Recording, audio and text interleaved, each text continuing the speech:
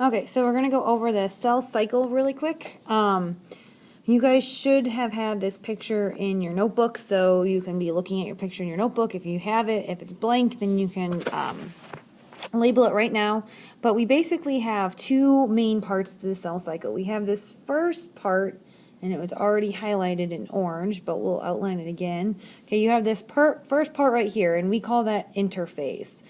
Okay, and then we have the second part, which we have is the M phase. So our first part is interphase, and our second part is the M phase. Then within these two main parts, we have a couple different sections. We have G1, okay, then we have our S phase, and we have G2. In G1, this is kind of a time of growth, okay, so that's growth for the cell. In S phase, we're going to copy our DNA. Okay, S, think synthesis. Synthesis means to make, so we're going to make new DNA. If we're going to have two new cells at the end of the cell cycle, then we need to make sure that we're copying it. And then we have our second phase, which is G2. That's just another time of growth.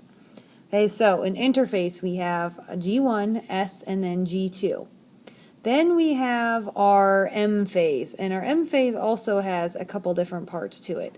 We're going to have the mitosis, okay, we're going to have the mitosis, okay, which is going to be those 4 steps right there. So that's mitosis. And then the last step of the M phase is going to be cytokinesis.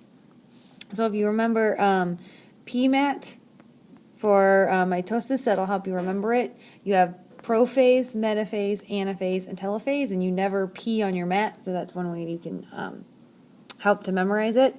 And then in each of these phases, we're basically going to be doing something different to divide the nucleus. So the M phase is all about division of the nucleus. So at the end of this, by the time we're done dividing our nucleus, we're going to be able to have 2 new cells. So there's your diagram.